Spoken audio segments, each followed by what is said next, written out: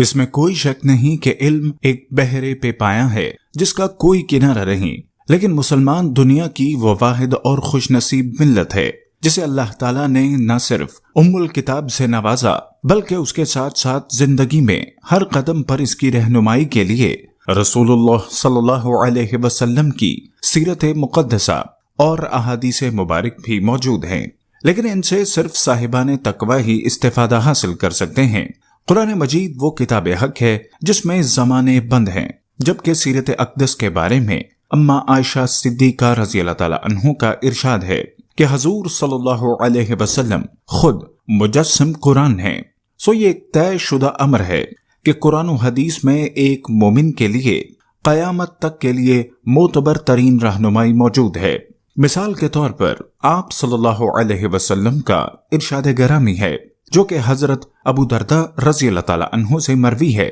کہ میں اپنی امت کے بارے میں جس چیز سے سب سے زیادہ ڈرتا ہوں وہ گمراہ کرنے والے قائدین کا کردار ہے، اور دجال کے وقت ان کی کثرت ہوگی جو کہ دجالی قوتوں کے دباؤ یا لالچ میں آ کر نہ صرف خود راہ حق سے منہ موڑ لیں گے بلکہ اپنے ماننے والوں کو بھی اس سے دور کرنے کا سبب بنیں گے۔ جبکہ ایک اور حدیث مبارکہ جو کہ حضرت قاب رضی اللہ تعالیٰ عنہ سے مروی ہے کہ مفہوم کے مطابق جزیرۃ العرب اس وقت تک بڑی تباہی سے محفوظ رہے گا جب تک آرمینیا میں خرابی پیدا نہ ہو جائے، اور مصر اس وقت تک محفوظ رہے گا جب تک جزیرۃ العرب میں خرابی واقع نہ ہو جائے، اور کوفہ اس وقت تک حفاظت میں رہے گا جب تک مصر خراب نہ ہو جائے، جبکہ جنگ عظیم یعنی آخری عالمگیر جنگ اس وقت تک نہ ہوگی جب تک کوفہ میں خرابی واقع نہ ہو جائے، اور دجال اس وقت تک نہ آئے گا جب تک کہ کفر کا شہر اسرائیل فتح نہ ہو جائے۔ مستدرک حاکم جلد نمبر 4۔ ناظرین، آپ دیکھ رہے ہیں یوٹیوب کے اس نظریاتی چینل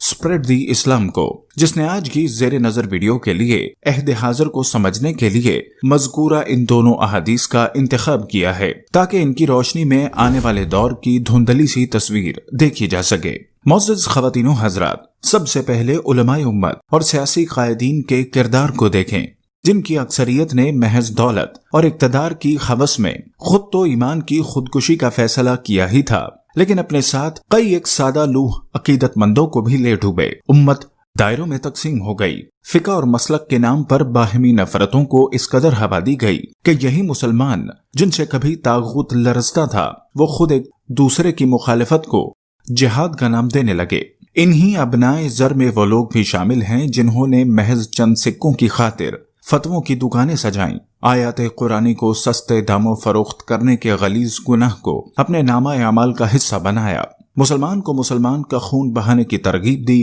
جبکہ ہادی برحق نے قبل از وقت ہی اس فتنے کی طرف اشارہ کر دیا تھا تاکہ اہل ایمان ان سے محفوظ رہ سکیں۔ لیکن افسوس، امت کی اکثریت آج بھی ان کے ہاتھوں میں کھلونا بنی ہوئی ہے۔ نعیم بن حماد کی ایک اور حدیث کے مطابق مخول شامی نبی اکرم صلی اللہ علیہ وسلم سے روایت کرتے ہیں کہ ترک 2 مرتبہ نکلیں گے، ایک مرتبہ کے خروج میں آذربائیجان کی بربادی ہوگی، اور ایک مرتبہ الجزیرہ میں نکلیں گے اور پردہ نشی عورتوں کے ساتھ بدکاری کریں گے۔ اللہ تعالیٰ مسلمانوں کی نصرت کریں گے، پھر ترکوں کا بڑے پیمانے پر ذبح اور قتل ہوگا، اس کے بعد ترک پھر نہ اٹھ سکیں گے۔ اہل علم کے مطابق یہ حدیث تاتار ترکوں کے زمانے میں صادق آ چکی ہے، جب انہوں نے آرمینیا، آذربائیجان جیسی ریاستوں کو تہس نہس کرنے کے بعد عرب میں بھی خون کی ندیاں بہا دیں اور بعد میں خود بھی تاریخ کا حصہ بن گئے۔ آرمینیا کی تاریخ دیگر یورپی ممالک سے بھی زیادہ پرانی ہے، یہ قدیم ترین مسیحی تہذیبوں میں سے ایک ہے۔ آرمینیا میں 4 صدی میں ہی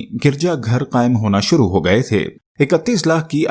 کی آبادی والے اس ملک میں اکثریت مسیحی افراد کی ہے۔ بعد کی صدیوں میں آج کا آرمینیا بازنطین، فارس، منگول اور ترک سلطنتوں میں شامل ہوتا رہا۔ آرمینیا نے سن 1918 میں پہلی عالمی جنگ کے دوران سلطنت عثمانیہ کو شکست دے دی تھی، لیکن پھر اسے سوویت یونین کا حصہ بنا لیا گیا۔ سن 1991 میں یہ سوویت یونین ٹوٹنے کے دوران آزاد ملک کے طور پر ابھرا، جبکہ سن 1991 میں جب آذربائیجان سوویت یونین سے آزاد ہوا تو ترکی، پاکستان، امریکہ اور ایران وہ ابتدائی ممالک تھے جنہوں نے اس کے ساتھ سفارتی سطح پر تعلقات قائم کیے۔ آذربائیجان کو تسلیم کرنے والا پہلا ملک ترکی جبکہ دوسرا پاکستان تھا۔ ناظرین گرامی، ہم نے اپنے ابتدائیے میں آرمینیا میں ہونے والی خرابی اور اس کے بعد پیدا ہونے والی صورتحال سے متعلقہ ایک حدیث مبارکہ کا حوالہ دیا، اور آپ دیکھیں کہ آج آذربائیجان اور آرمینیا کے درمیان ہونے والی جنگ اس عہد نو کی طرف اشارہ کر رہی ہے، جس کے بعد جزیرۃ العرب ایک بڑی تباہی سے دوچار ہو سکتا ہے۔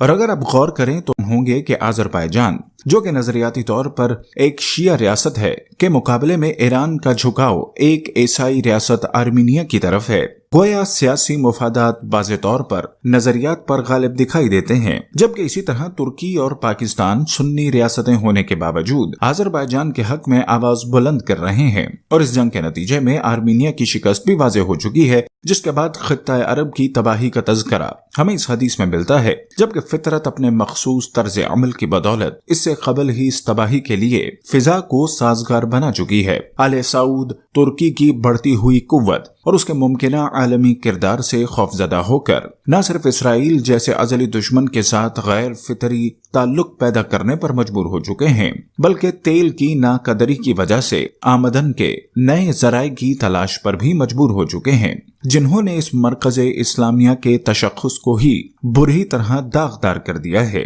جبکہ علماء امت اس پر بھی مصلحت کی چادر اوڑے زمی جنبد نہ جنبد قل محمد، یعنی مختلف علماء تیل دیکھو اور تیل کی دھار دیکھو کی پالیسی پر گامزن ہیں۔ اور اگر ان بے مہر موسموں میں خطے کی جغرافیائی صورتحال کا تجزیہ کیا جائے تو اس میں کوئی دو رائے نہیں ہو سکتی کہ مصر، عراق، شام بھی ایک بار پھر جلد یا بدیر اس جھکڑ کی زد میں آ جائیں، کیونکہ یہ سارا کھیل ان کے دروازے پر کھیلا جا رہا ہے۔ ایک دفعہ ابن عمر رضی اللہ تعالیٰ عنہ نے جبل ابو قبیس پر چند عمارتوں کو دیکھ کر فرمایا تھا، اے مجاہد، جب مکہ کی پہاڑیوں پر مکانات تعمیر ہونے لگیں اور ان کے راستوں میں پانی کی آمد و رفت بھی عام ہو جائے تو ایسے وقت میں تم ہوشیار اور محتاط رہنا، لیکن خدا جانے صدیوں سے بدمست خواب خرگوش کے مزے لینے والے یہ امت کب بیدار ہو کر محتاط اور ہوشیار ہونے کا ثبوت دے گی، مگر اس کا واحد حل بہرحال اللہ کی کتاب اور اس کے رسول صلی اللہ علیہ وسلم کی سیرت کی طرف پلٹنے ہی میں پوشیدہ ہے۔